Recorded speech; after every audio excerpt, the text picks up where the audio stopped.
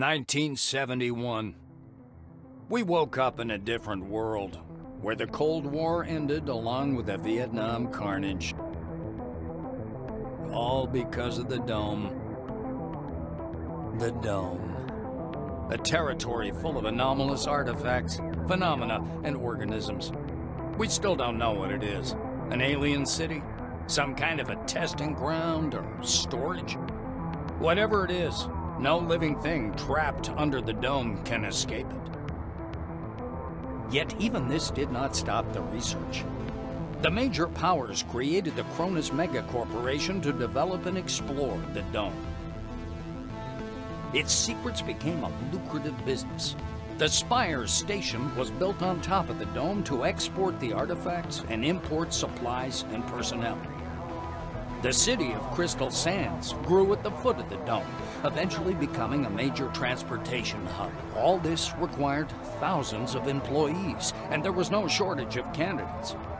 Romantics, pragmatists, and adventurers of all trades swarmed recruiting centers around the globe, seeking jobs at Cronus. You were one of those people. In 1976, your application was approved, and you went under the Dome towards the future. Whether a good one or a bad one, only time will tell.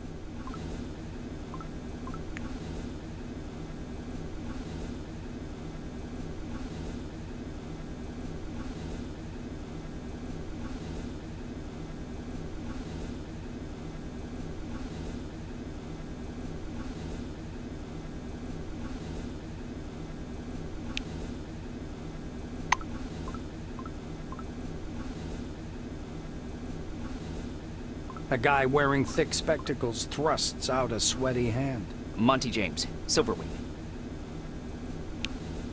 He glances down at your badge. Ah, it's you.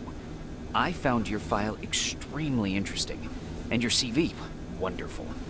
Inspiring, really. When I had the opportunity to look over the files of my future colleagues, I couldn't resist. I don't want to sound boastful, but silver level clearance has its advantages. Monty winks.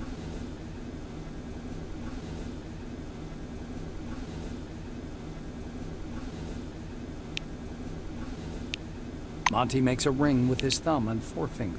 You were number 63,784 on the waiting list, but you were lucky enough to get into the Dome after only 16 months. Besides that, zero, nada, absolutely nothing. You're a dark horse for both the Foundation and myself. How exactly did you end up in this wing?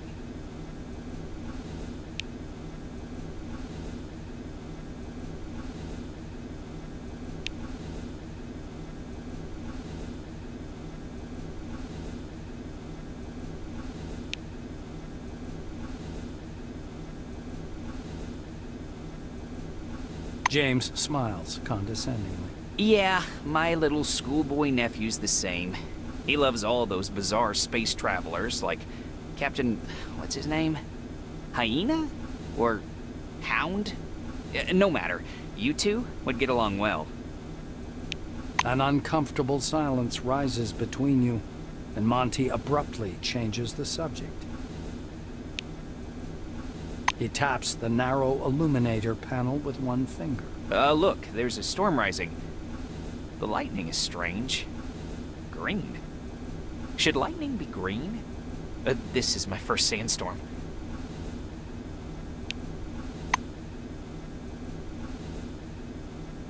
The orange is dressed in a new jumpsuit. The shiny badge on his chest reads, Quentin Bisley, Laborer. He's side-eyeing the screen skeptically. Despite his tired, grim expression, his gaze is open and friendly. However, the general impression is unmistakable. There's something frightening about Bisley.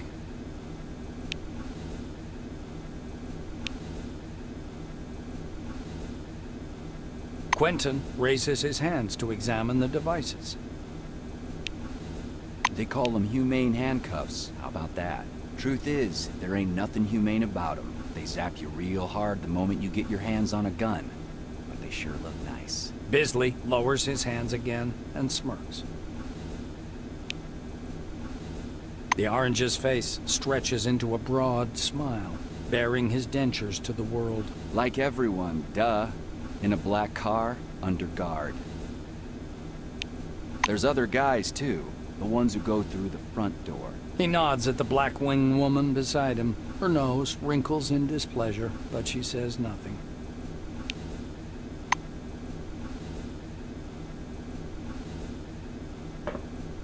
A man with a mustache and a blue jumpsuit is standing at the window, studying the construction site below through the occasional break in the clouds. His badge reads, Igor Patan, Planner. The blue taps on the glass with one finger and gestures you to come and take a look. Seems like he doesn't speak English.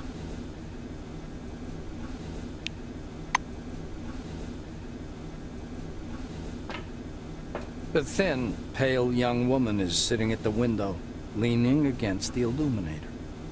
The glass is slightly fogged with her breath. She turns to you. Her shiny badge reads, Tomoko Kimura, physiologist. We've crossed the border. No way back now. Even traveling by the funicular wasn't so thrilling. The white presses small hands to her blushing cheeks. You were thinking, why have no children been born under the dome?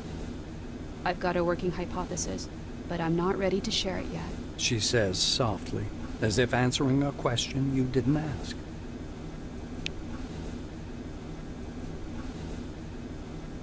Kimura peers through the glass in the direction you indicate. Oh, that's the aircraft that crashed into the dome during the first expedition. I believe that's a wing fragment, and there's some white canvas. What do you think that is? Maybe a parachute? The white shakes her head, bewildered. I just can't believe it. It's all true. We're on our way to meet the future. Kimura shoots you a surprised look. You're familiar with the details of the briefing, right? To put it simply, the dome is a selectively permeable environment. The white draws an invisible hemisphere in the air. Inorganic objects may exit the dome without difficulty, but any living creature dies if transported back to the outside world. That's why we're all stuck here for an indefinite period of time.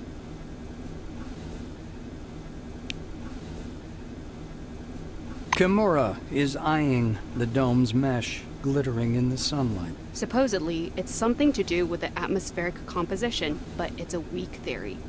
The difference of the air within the dome is so insignificant as to fall within the margin of error. Or to put it more simply, there is no difference. She shoots a quick glance at the silver and lowers her voice. I heard a rumor, or a conspiracy theory, that we can leave the dome at any time. We've simply been told we can't. If you ever decide decide to test this hypothesis, don't forget to leave me something in your will.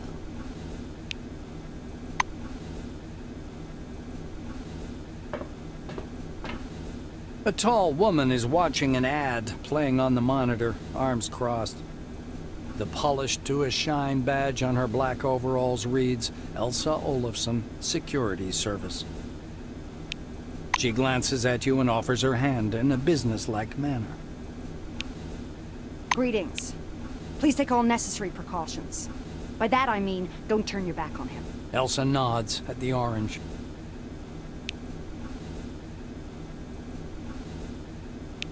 I just follow orders. Even if his crime was embezzlement, I have to keep him cuffed. Those are the rules. Olafsson shrugs in a sharp, mechanical way, as if racking the slide of an assault rifle. Our friends from the administration didn't deign to inform me about this man's record. Could be I'm escorting a serial killer. It's corporate policy, you know. She gives the silver a vengeful look.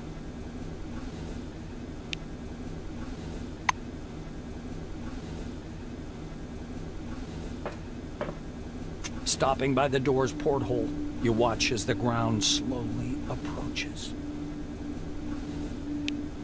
It looks brown-black through the tinted glass, and smoky blue at the horizon. It almost seems like the clouds are pulling apart there. Your eye is drawn to the cluttered eastern section of the dome, where you see a block of warehouses and something resembling an observation deck. The real dome doesn't resemble its image from the ads at all. There are no snow-white cities or vast highways to be seen here. Looking more closely, you can make out a single, lonely road leading north. A few sheds, a radar installation, and the glittering antenna of a radio tower emerge from the mists. Yes, engineers will have plenty of work here.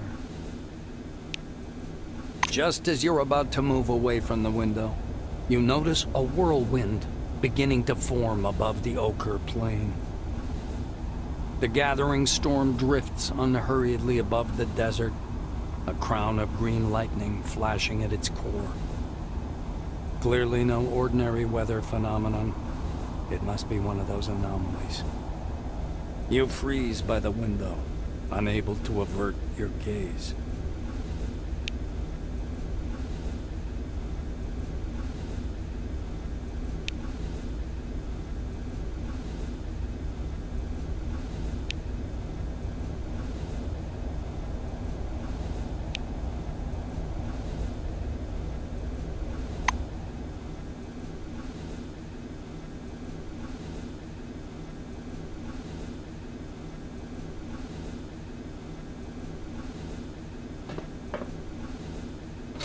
Foundation presents gleaming, futuristic, state-of-the-art cities straight from the pages of science fiction. Well-paid, safe employment, career advancement opportunities, and a world-class social safety net. Noble and intellectually stimulating work in state-of-the-art laboratories. We're thrilled to welcome you to the Dome.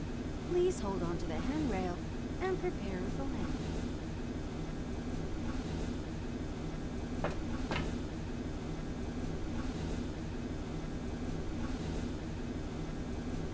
You return to the window. A whirlwind is spinning slowly in the distance, dragging the reluctant clouds into its colossal funnel. The payload capsule shudders slightly.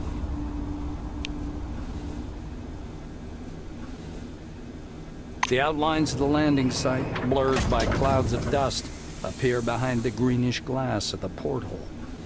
The capsule shudders as the braking devices engage.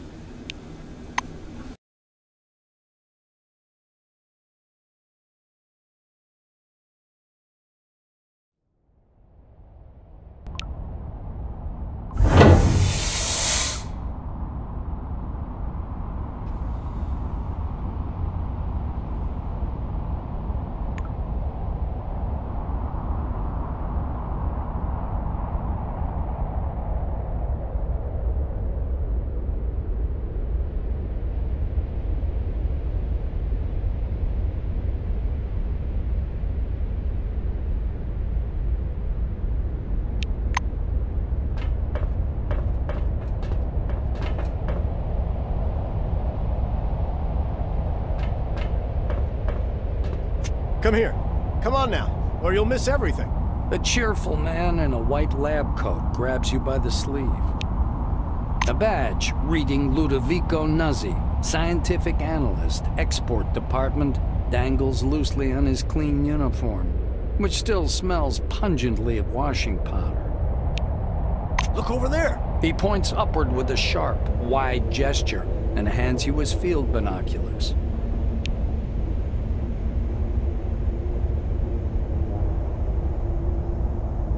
You raise the binoculars to your eyes. Under fourfold magnification, the whirling cloud above the rust-colored plains looks even stranger. Its core glows with flickering green light and flashes rhythmically, and that rhythm seems to form a complicated pattern. Nuzzi bends close to your ear. Fascinating. Do you want me to bring some filters? If we intercept the red and blue spectrums, we'll see something amazing. It's like a signal, some kind of message. Without tearing your gaze away from the binoculars, you turn around slowly, studying the dome's horizon. It's somewhat unexpected that the dome looks horribly empty. Your eyes find some construction pits dug directly in the sand, and concrete blocks laid beside them. There are almost no roads, or not sealed ones. Only one highway with yellow surface marking stretches among the sand drifts. The scientist looks blankly at you, then down at his lab coat. Ah, this? This? He lets out a blaring laugh. Ludovico points at the building behind him. I work in CONCORD station, categorizing relics. My job is to classify them by rarity. Then the blues package them, silvers issue the documentation, and oranges move them to the cargo capsule. Just like the one you arrived in. Nuzzi points upward. Then the capsule takes the relics way up there, all the way to the spire, then to crystal sands by the funicular. They get auctioned off and turned into money. It's not like I endorse this, but we all like ourselves a good paycheck, right? He offers you his binoculars once again. Do you want to have a look at the spire? It's amazing. But then, you can look at the spire anytime. Now that sandstorm, that's what's truly amazing. Nuzzi looks from you to the capsule and to the landing terminal entrance. He flings his arms up. Oh, mi scusi! Excuse me, I'm so sorry. You'd better get going or you'll be late for check-in. Your colleagues are already inside, and the storm is growing stronger. Yeah, the storm is growing stronger. The White mutters in fascination, eyes glued to his binoculars, which is fixed on the spinning whirl of clouds. And I was starting to get bored.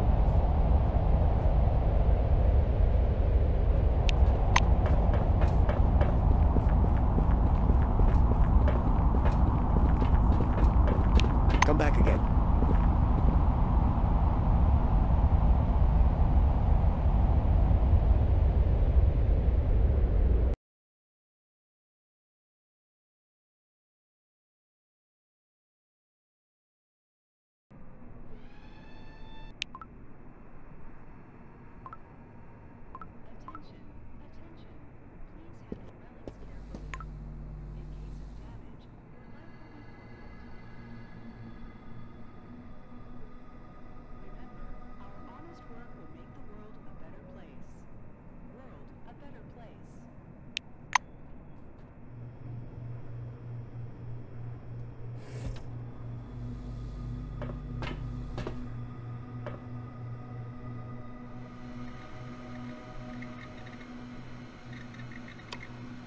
Mr. Rayhead, would you bring me a cup of coffee, please? Colleague? Well, never mind. Hello, come up to the desk, please. A tall receptionist watches you from behind his desk with a bored, haughty look. He waves impatiently at you to approach. The employee glances at you indifferently. His upper lip is ever so slightly curled in contempt. All new employees must register first thing. Come up to the desk, please. The nameplate on the desk tells you you're talking with Dean Rayhet, administrator. The administrator slaps himself on the forehead. Ah, I almost forgot the regulation pre-registration greeting. Just a second. Rayhet produces a reel-to-reel tape recorder from beneath the desk, rewinds the tape to the beginning, and presses play. The speakers explode with a harsh, crackling sound, over which the tick-tick of a metronome slowly grows louder. Solemn music begins to play, and the administrator's face takes on a serious expression. Dear employee, on behalf of the Cronus Foundation, I, Administrator Dean Rayhet, welcome you to your new life under the dome. The administrator clears his throat and continues. By joining our company, you choose the path of science and progress.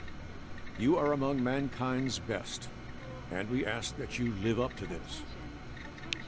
Dean squints down at the monitor. Deserve this title. Do your job honestly. Obey the law. Respect your colleagues, and...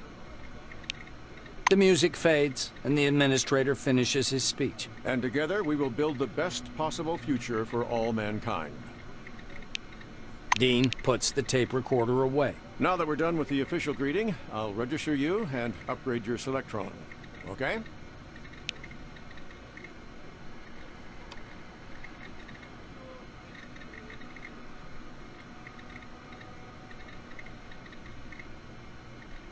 Dean's hands hover over the keyboard. He gives you a nod.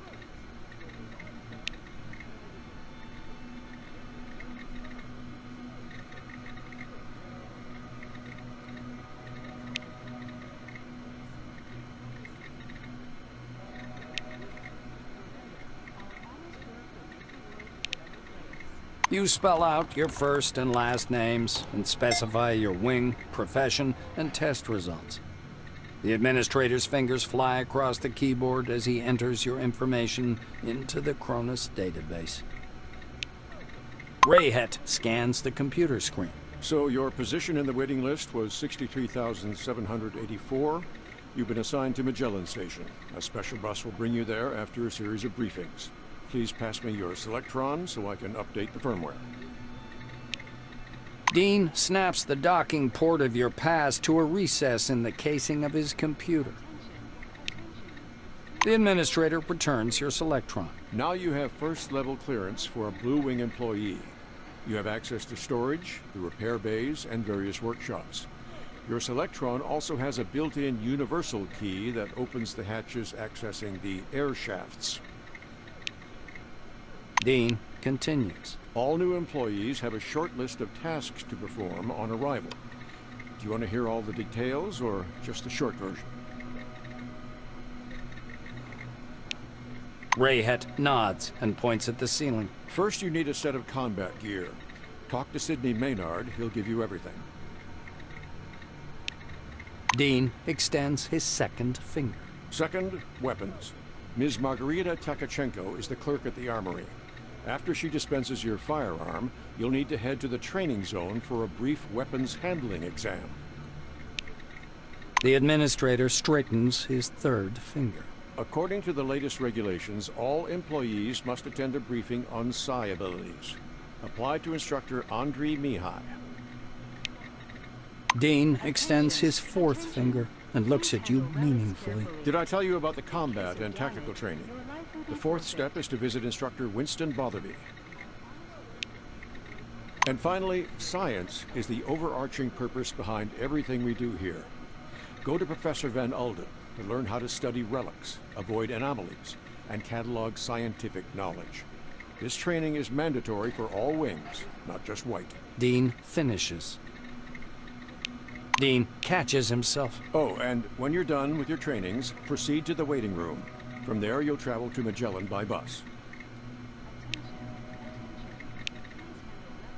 The administrator looks up at you again.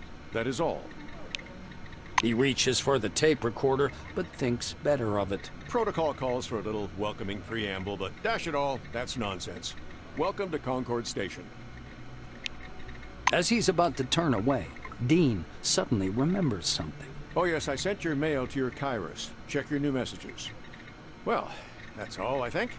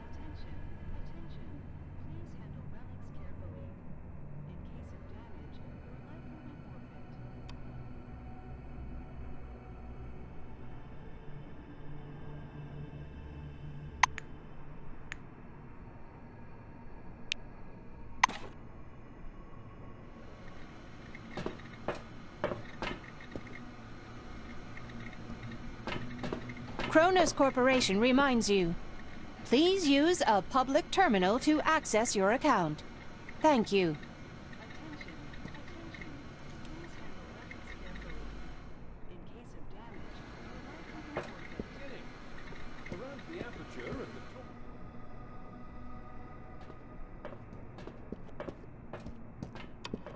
Behind the storage counter, you see a small, neat guy. His gingery hair shines with something like brilliantine. His badge says, Sidney Maynard, storekeeper. The silver perks up at your approach. A thick logbook appears at once from under the counter. Sidney puts on thick glasses that seem to age him 5 decades in an instant and studies the lined pages. The silver finally stops and pins down a particular page with his finger. This is your first uniform requisition, right? You can also purchase any equipment you need for the desert directly from me. Maynard adjusts his glasses in a businesslike manner. And before I give you the uniform, please listen to these short instructions. Sidney fiddles with his hairstyle. So, I'm not going to sugarcoat it. Life under the dome can be dangerous. You may get shot, spill acid on yourself, get electrocuted, or suffer the effects of a dangerous anomaly. You may also freeze to death or get fried. That's why it's important to wear protective equipment when traveling outdoors. Of course, in hazardous situations, the equipment will get damaged, and the more it's damaged, the more often one has to repair it. The silver steps back from his counter to indicate the repair kit boxes piled in the back of the warehouse. He points back at the shelves behind him. We've got repair kits for this gear. There are Blue Wing specialists ready to help you at any large base, of course, but they're not always available, so you'd better learn how to use repair kits and workbenches on your own. It's a useful skill. Sidney rests the logbook on the desk. That's all the instructions. Now, I'm going to issue your uniform. The silver disappears into the back for a while and returns with a small package. Unfolding the package, Maynard shows you a brand spanking new uniform. Sidney half unfolds the clothes. A jacket, high boots, and turnip pants with patch pockets. The technician's uniform screams function over fashion. Parts of the uniform are rubberized to protect you while working with electricity. He raises a finger. One more important thing. In accordance with Order 16-225, helmets and gloves are not issued, but they're available for purchase from me. Please bear in mind that a full set includes headgear or a mask, jacket, trousers, gloves, and boots. Sydney hands you the package. Here's your uniform. Enjoy. Attention, attention. Sydney Please handle adjusts his relics glasses. carefully. Sure, I'll In show case you what of we've got. damage, You your know, life will be we're pretty forfeit. well stocked here in Concord. Take a look.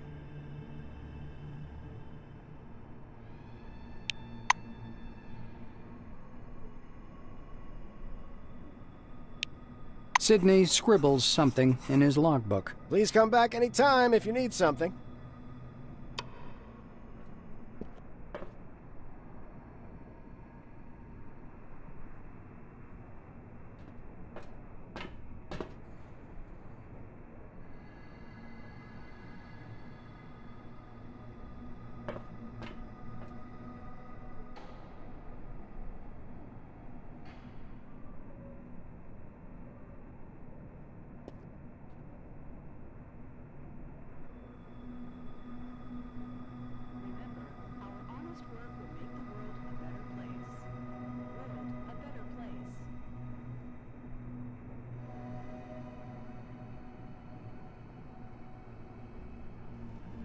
Attention, attention.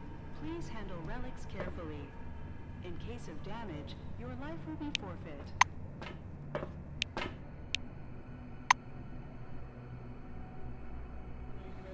It'd soon become a city. But that was only the beginning. Around the aperture at the top of the dome, a transition station was erected, which was called the Spire. Well, hello there.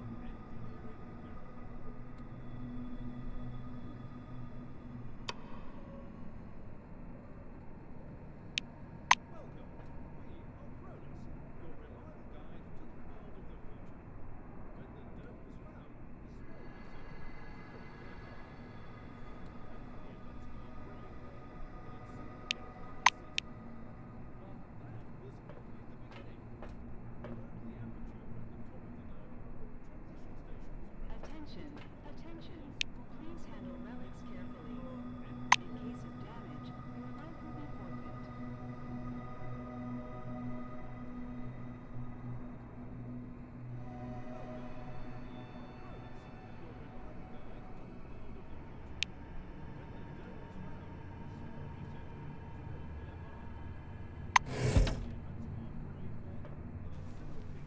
Remember, our honest work will make the world a better place. I hope to see you again soon. World a better place.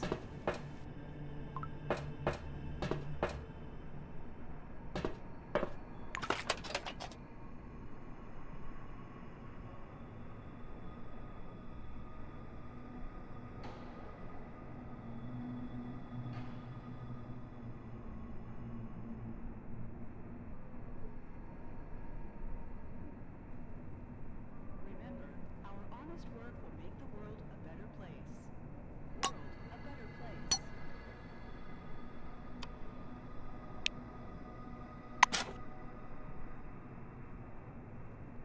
Attention, attention. Please handle relics carefully. In case of damage, your life will be forfeit.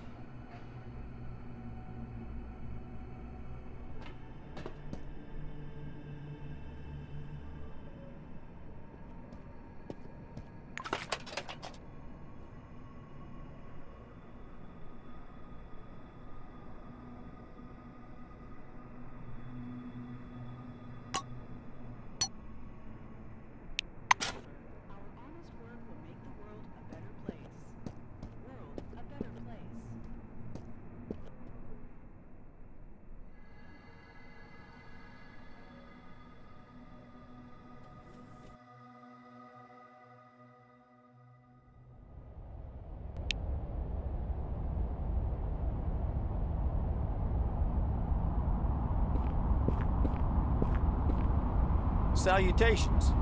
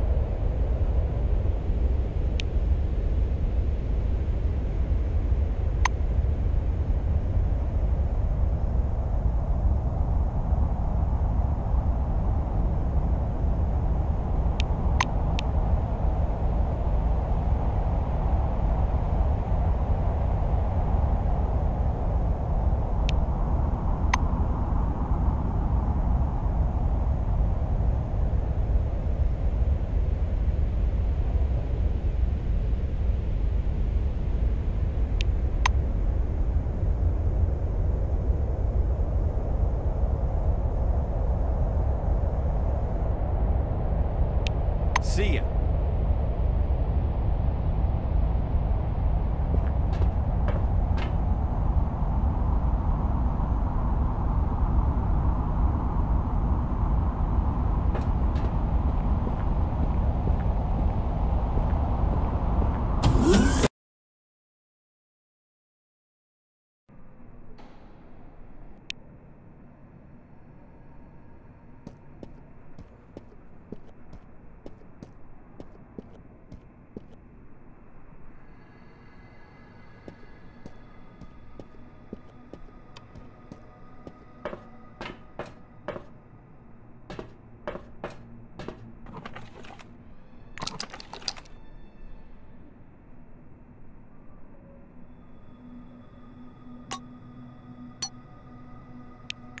Attention, attention. Please handle relics carefully. In case of damage, your life will be forfeit.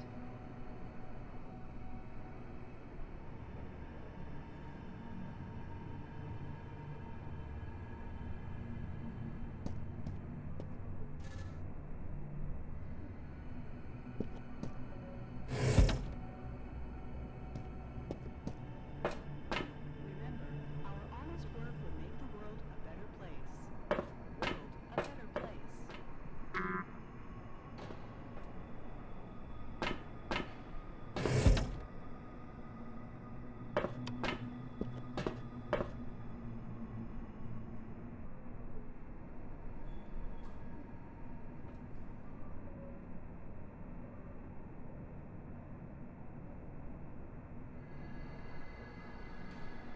Employee, please come here.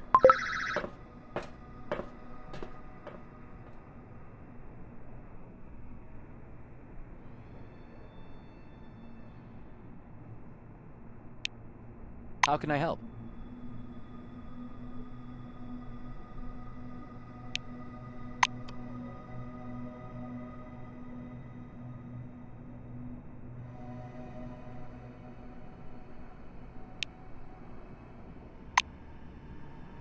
Attention, attention. Please handle relics carefully. In case of damage, your life will be forfeit.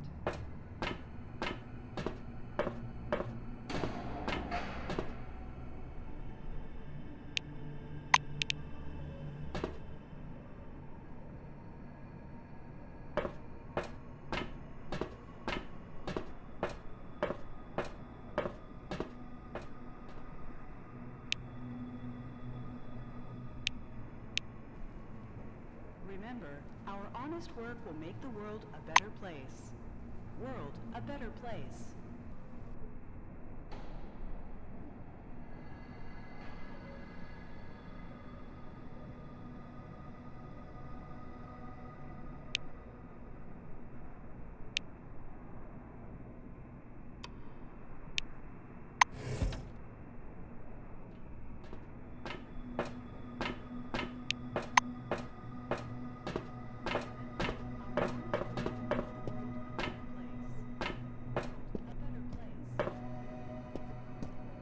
The giant display glows welcomingly when you approach.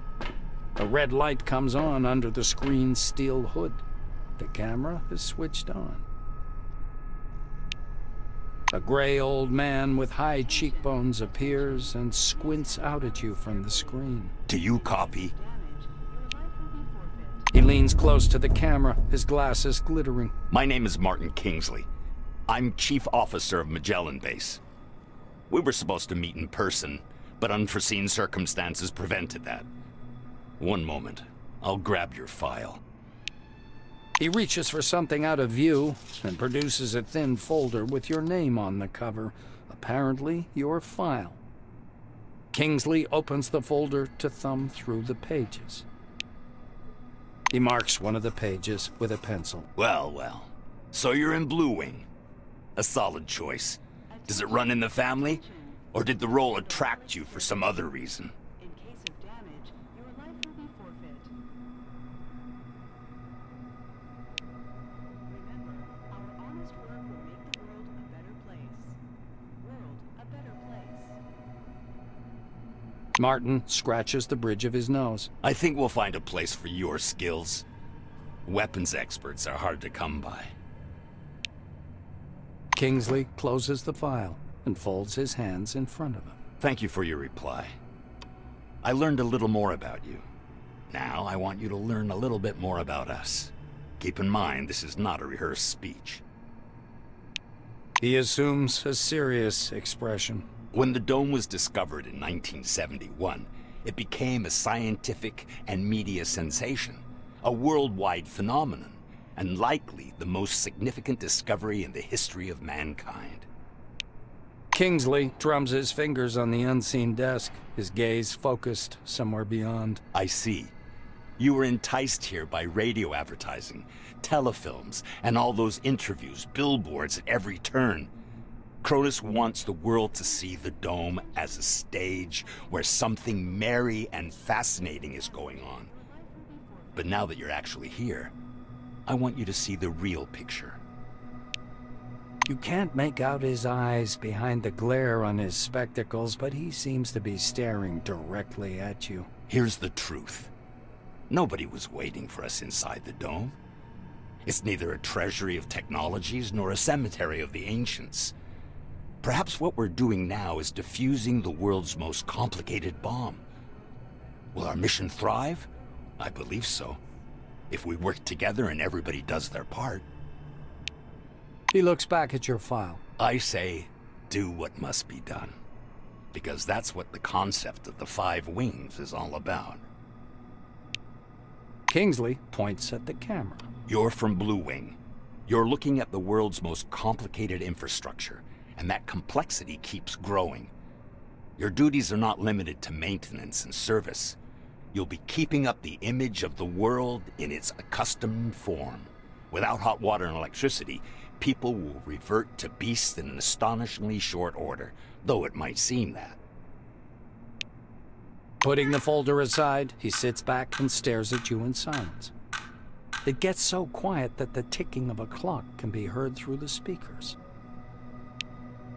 Kingsley sighs quietly. You were probably waiting for some boilerplate welcome speech, but I prefer to talk about real-world problems.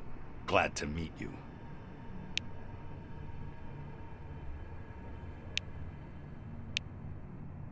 Martin nods slowly. I apologize once again for this long-distance meeting. Now, as we don't have much time, I'd like to get to the point. I'm sure you're curious why you were taking off the bus to Magellan and brought here instead. He moves closer to the camera. I'm going to show you a short video. Please pay attention. Kingsley's face freezes on screen. I have an urgent mission for an employee of your background and qualifications. I'd have assigned someone from Magellan, but I'm short on personnel. That's why it has to be a newcomer. I apologize again for the rush, but it seems I have no choice.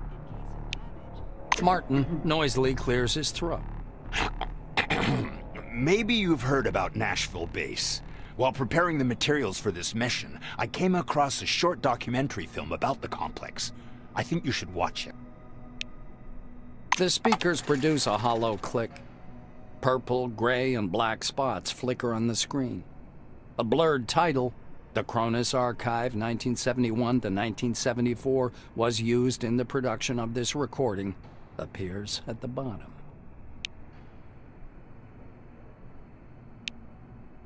The shadow of an airplane flies across a faded yellow desert. A cheery voice fills the room. Every day, our researchers uncover more and more of the dome's secrets. There is no doubt the underground structures, so-called objects, are organized according to some pattern. Though early on, the importance of the relics to scientific research was considered insignificant. The desert dims into the black of a chalkboard. White lines drawn by an invisible hand begin to sketch a schematic of the dome. The narrator continues. By 1972, however, many important discoveries had come to light in a period of only a few months, and the construction of stationary research bases adjacent to the more promising objects began. Personnel moved into Ankara in May of 1972, and within half a year, Boston and Dessau were also brought into service, though the biggest discovery was yet to come. The picture changes to a chasm suffused with electric light, people bustling about everywhere. The speaker's voice seems to come from a distance. In November of 1973, a massive network of underground caves and a structure of hitherto unseen complexity was discovered in Sector C-12. Soon afterwards, the construction of C-12 Nashville began. The camera glides through dim caverns as the silhouettes of bizarre mechanisms emerge. Metal structures loom up from the dark, surrounded by earth-moving machines and exhausted miners wearing orange jumpsuits. The speaker continues. C-12 Nashville is an innovative research complex located atop the primary relic mining location. The complexity of this object is unique. Communications... The film abruptly cuts out, and Kingsley's face reappears. The rest of this information is classified. Hopefully you get the main idea. Nashville is a very special place, requiring people with both special qualifications and special clearance level, though yours will do for your task.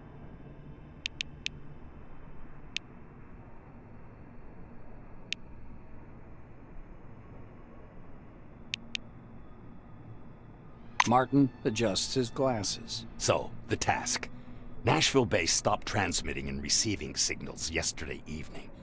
A reconnaissance group was sent out earlier today, but we haven't heard anything from them yet either. The chief officer rubs his forehead. Normally, I would never give this task to a newcomer like yourself, but I just don't have enough people. He looks down at the documents again. Furthermore, the group was lacking someone with your specialization. The communication problem appears to be more severe than I thought. Nashville's technicians could use another Blue Winger's help. Kingsley is looking into the camera once more. Your task is to get to Nashville, figure out whatever's behind the communication problem, get in touch with the group, and work with them to solve the problem. The chief officer carefully returns the documents to the folder. You notice his hands tremble slightly. Go downstairs. The truck must be waiting for you in storage. This task is urgent, but a small delay is acceptable if there's anything you need to settle here first. That is all. Any questions? Kingsley's hand reaches toward the camera. Great to hear. Take care of yourself. I'll talk to you later.